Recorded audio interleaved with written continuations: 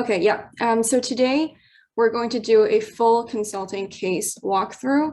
So let's just jump straight into it.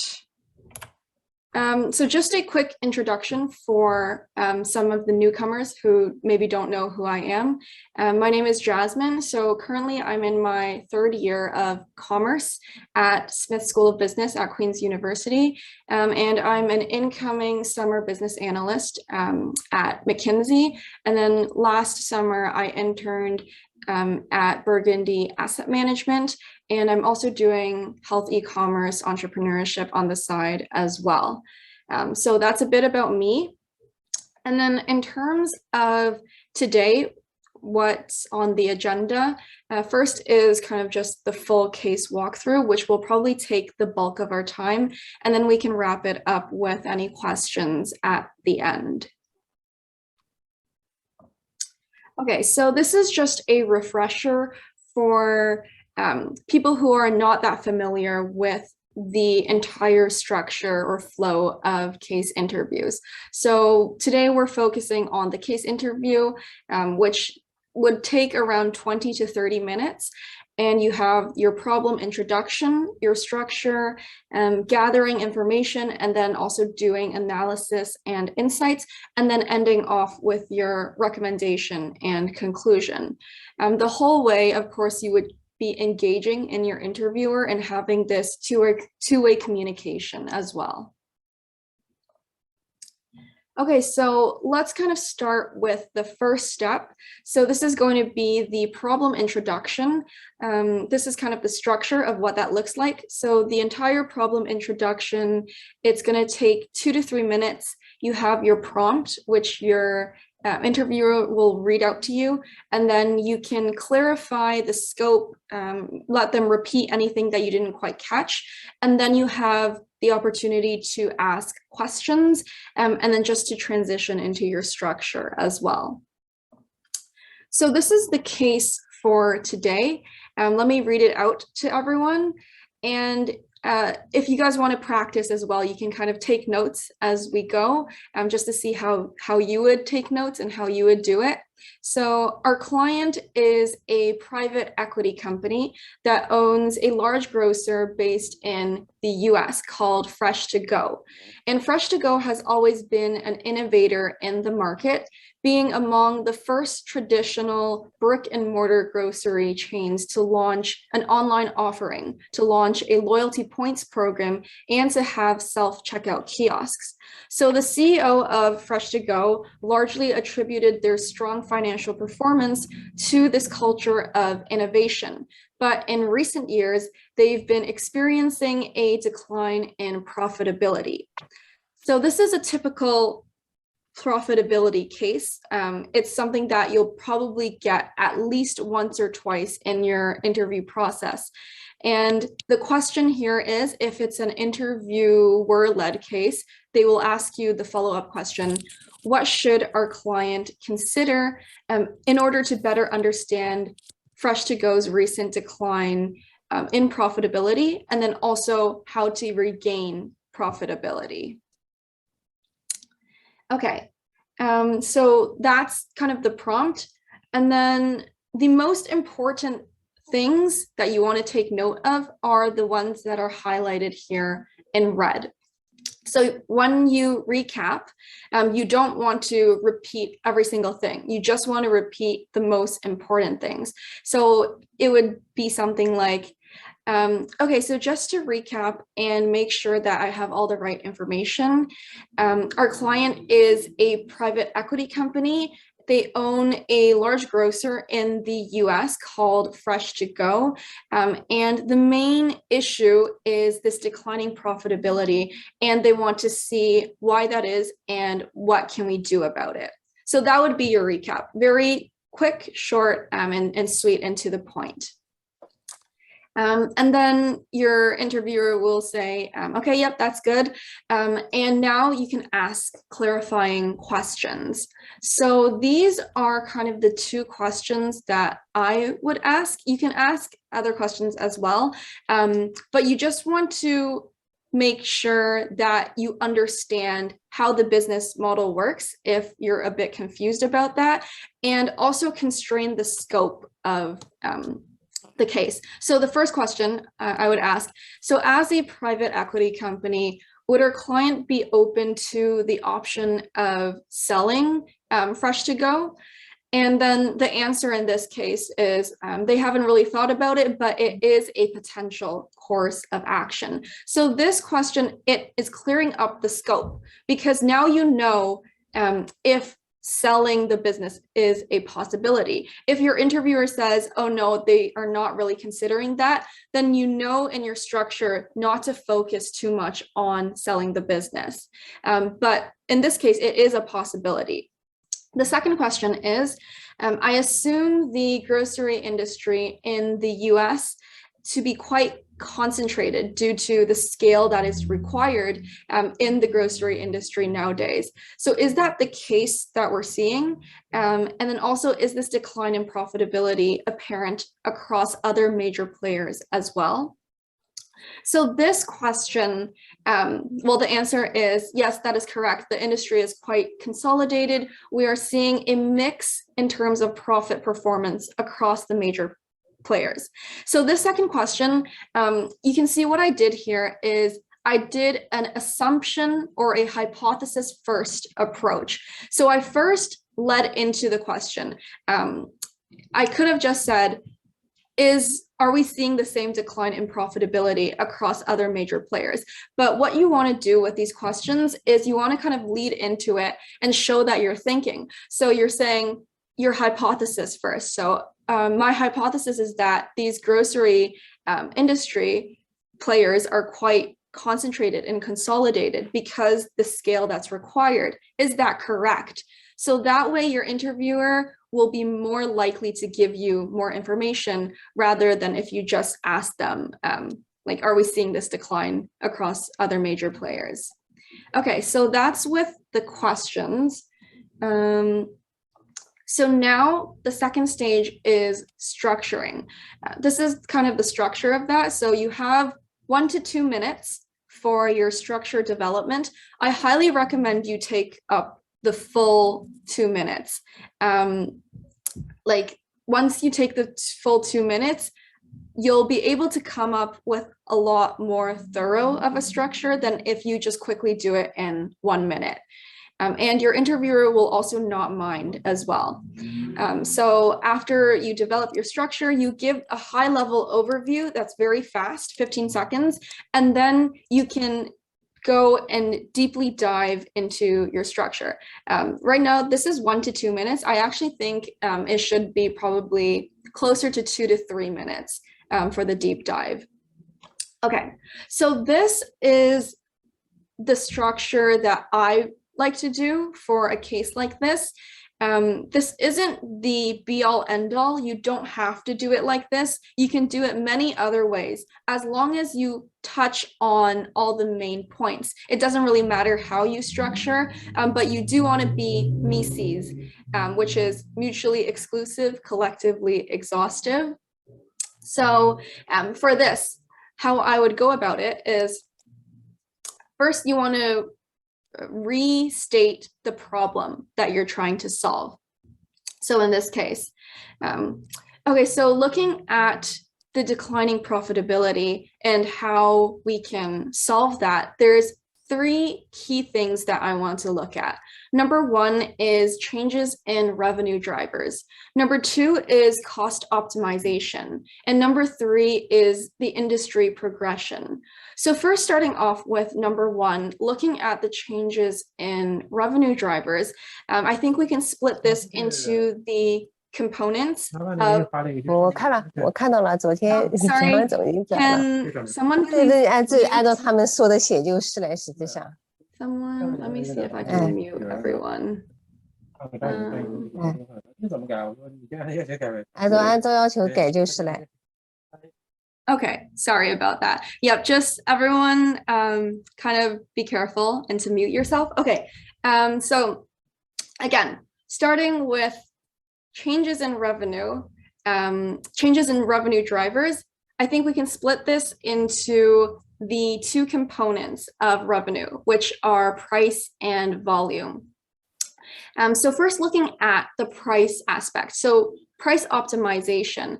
How much pricing power does Fresh to Go have currently in terms of their positioning in the industry and also alternatives that are available to the target group or to our customers? On the volume side, I think we can really look at two different things, the revenue per customer and then also the customer per store. So for revenue per customer, which customer segments or categories have been seeing these revenue declines that have been impacting profitability? Is it better if we change the product mix to move towards these higher margin products and rebalance our product mix portfolio? Can we look into private labels? Maybe that is a lot more profitable than what we are currently doing. And then also looking at how online versus offline sales have trended. Is it leaning a lot more towards online? Is that the aspect that we should be focusing on going forward? We can also look at our marketing efforts in comparison to other companies, but also see if increasing marketing efforts will actually also lead to revenue increases as well. And then also looking into additional service offerings. So for example, fresh and hot foods is something that a lot of grocers have been doing in the industry currently, and also convenience stores as well. So is that move into kind of these adjacent industries something that we can look into as well?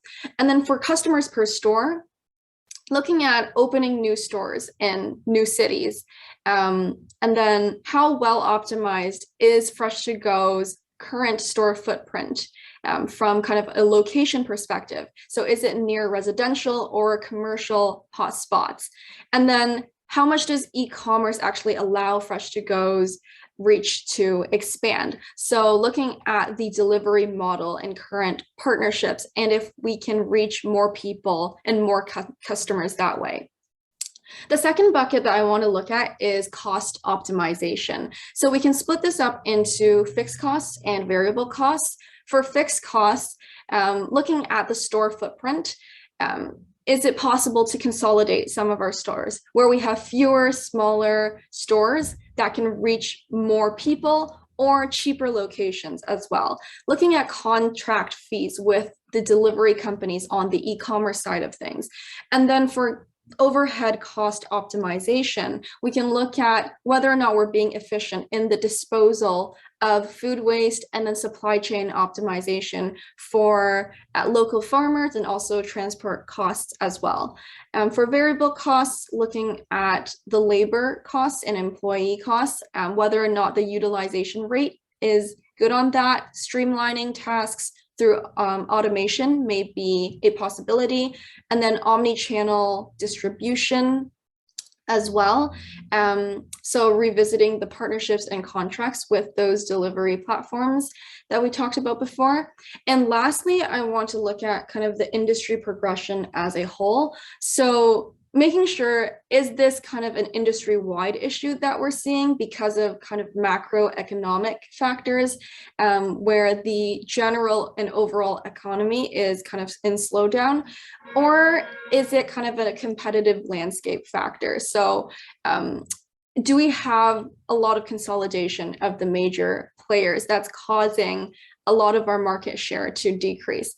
Looking at new entrants and disruptors. So following the demise of kind of brick and mortar stores being replaced by online providers, seeing if that is the case in the grocery industry as well.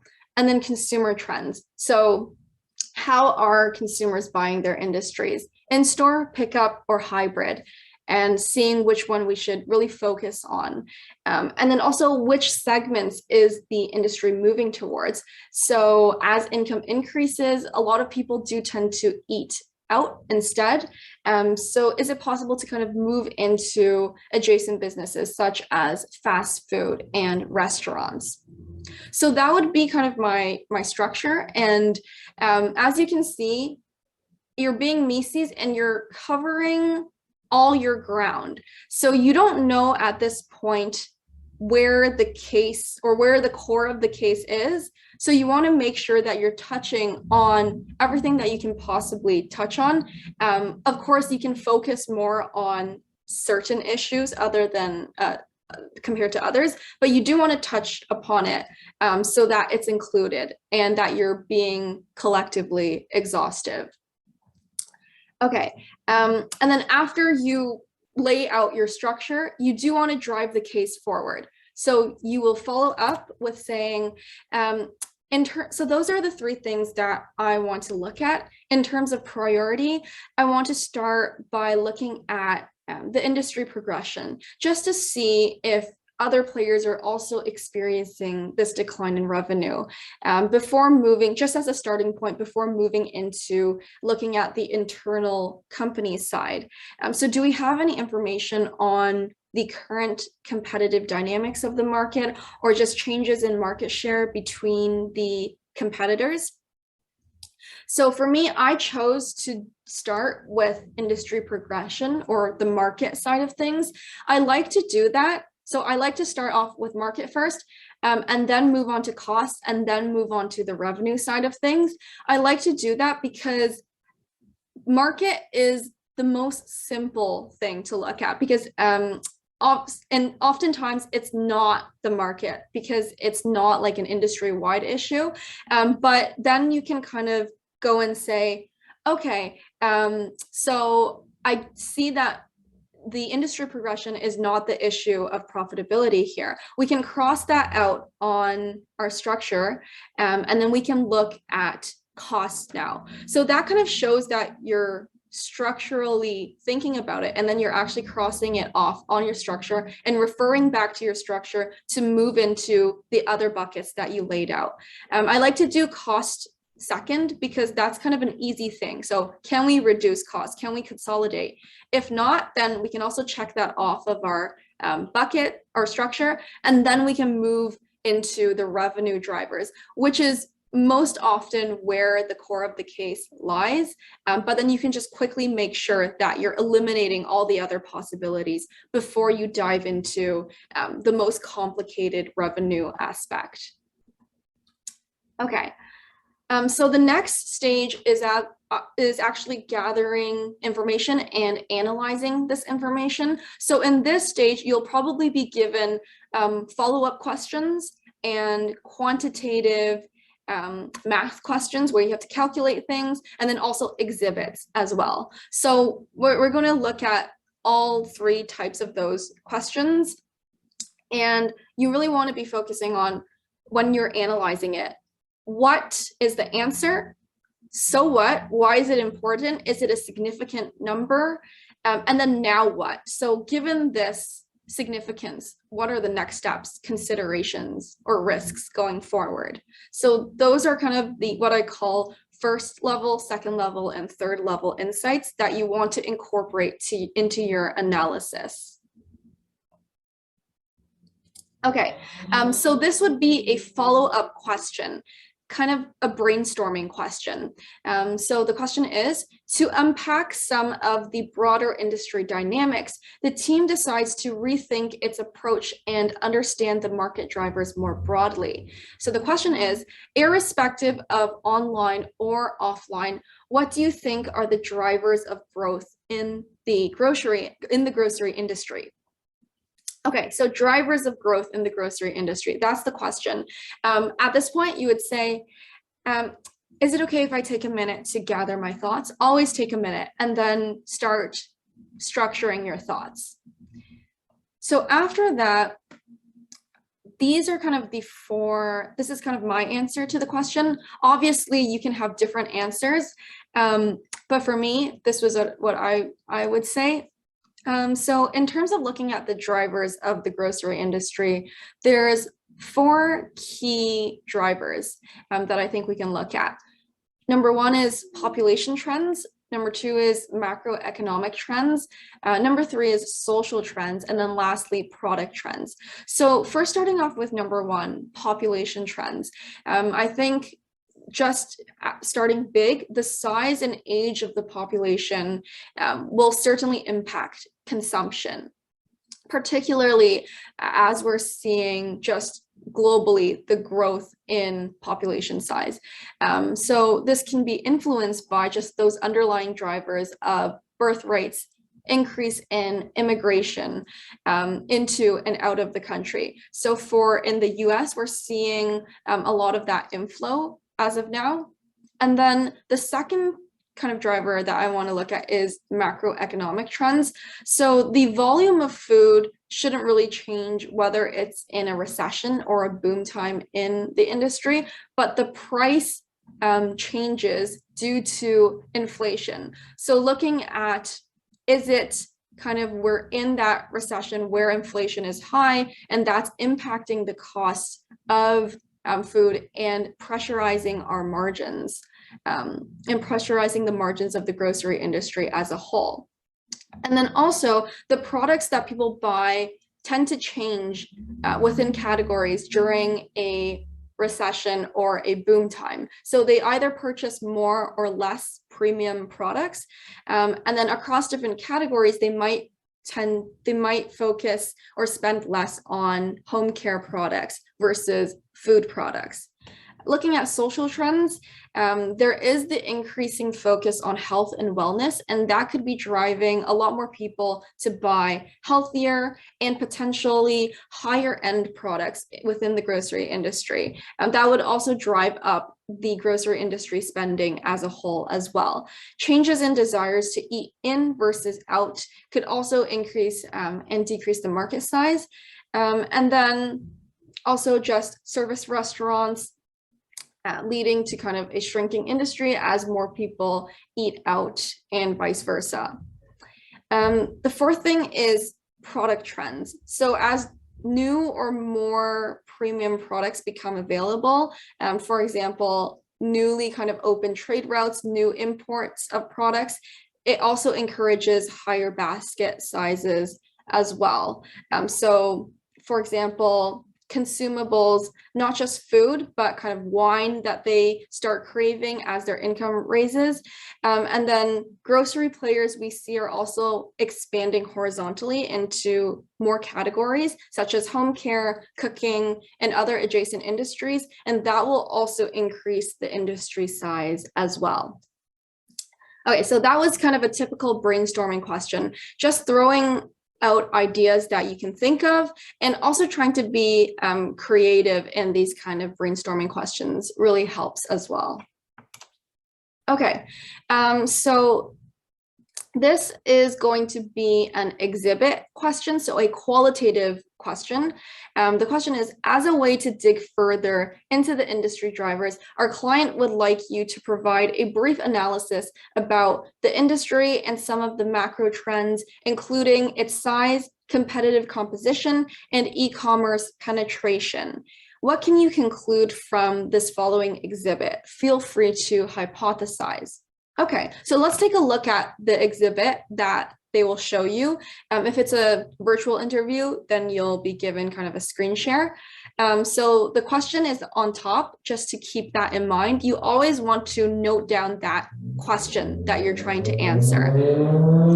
So the question is, look at like the industry, some of the macro trends, including size, competitive composition, and e-commerce penetration. Okay, so first, take your time to look at the graphs. Just say, okay, is it okay if I just take a minute to process this information? And they'll say, yes, that's totally fine. Take kind of 20 seconds just to quickly scan what you're looking at. And while you're looking, you can also say out loud what you're observing, also to buy you some time as well. So I would say something like, okay, so we can see in the first graph above the timeline on the x-axis. So we have 5 years ago versus today. And then on the y-axis, we have the major players. And it seems like this is the percentage market share of all the major players within the industry. And we see that this is over kind of 5 years. On the second graph below, we see the e-commerce penetration on kind of the same 5-year timeline. And that's been growing a lot. We can see that right off the bat. So that is just like buying yourself time to really process this information. And then you can even ask for some more time. You can say, is it okay if I just take another few seconds to kind of process this information? And then you can kind of note down what exactly you're going to say. So the insights that you're going to say, you can start off with, first, I think we can look at the industry size, and we see that it's growing quite steadily at around kind of 1.5, 1.6 billion per year. So this is likely not a macro issue. That's kind of my hypothesis, just because the industry is growing. So there is that growth. So this decline in profitability, it may be an internal issue for Fresh to Go that we would have to look at. The second thing, we can also take a look at how the market share breaks down among the players in the industry. So we can see that as of now, the top 3 players have fallen from an almost 50% combined market share. And now it's kind of closer to 40%. And this is kind of driven mainly by the declines in the largest player. We see 5 years ago, they had 33% market share, and now they are squeezed out to only 11%. So there is quite a drastic change in that. And another thing we can see is this power redistribution that is reshaping the industry. The most beneficial players are kind of 4 and 5 that we're seeing, that they were really able to grow in both absolute and relative size. And this might indicate that these are very kind of scalable online retailers with less capital that's required to grow, and they're able to just reach a larger market and gain a lot more revenue and market share that way. I think the rapid uptick in the e-commerce adoption for grocery sales seems to kind of support this hypothesis, where you see 2% 5 years ago, and now it's an overwhelmingly increase up to 18%. And so I think going forward, this growth in e-commerce, even if it doesn't continue growing at the same rate, it will really shape the industry, and it's going to be important for current players to really react and respond appropriately to this e-commerce trend in order to maintain their share. And this is also something I think I would recommend Fresh to Go to really look into, building their e-commerce side of things because of the strong growth there. Okay, so that is the analysis of the exhibit. And then moving on, this question is going to be a math question, so a quantitative question. So as the project continues, one of your main clients loops you in on a side project that they've been working on and asks for your support. They tell you that they believe in everything your team is working on already, but they think a potential hedge for underperformance in their existing markets could be to expand into a new one. They pull together the information in Exhibit 2 and ask you for your thoughts. So specifically, how many stores would they need to launch in order to break even in this country? So just before showing you the actual exhibit, you can see that there is a lot of fluff in this question. A lot of this information isn't even that important about like the side project, and they believe that like what you've been working on is really important. A lot of the times you will get questions like this. So it's important that when you're taking notes, you really take notes of only the most important things, and you don't have to, like, you filter through all of this fluff. So the most important thing is that they want to expand into a new market, so a new country. And then the question is specifically how many stores would they need to launch in order to break even? So break even, that's when it rings a bell and you know that you want to focus on break even. So this is the exhibit. This is the question on top that you should always take note of, just write it down. And you can see that, again, you can quickly like tell your interviewer what you're looking at. So you can say, okay, so we see kind of two side-by-side diagrams. The first one is if what their revenue costs, both variable costs and kind of overhead fixed costs and also final profits, what these metrics will look like if they open 2 stores versus if they open 20 stores. So that's kind of your intro to your analysis. And then right off the bat, something that you can notice is that these 2 diagrams are basically the same thing.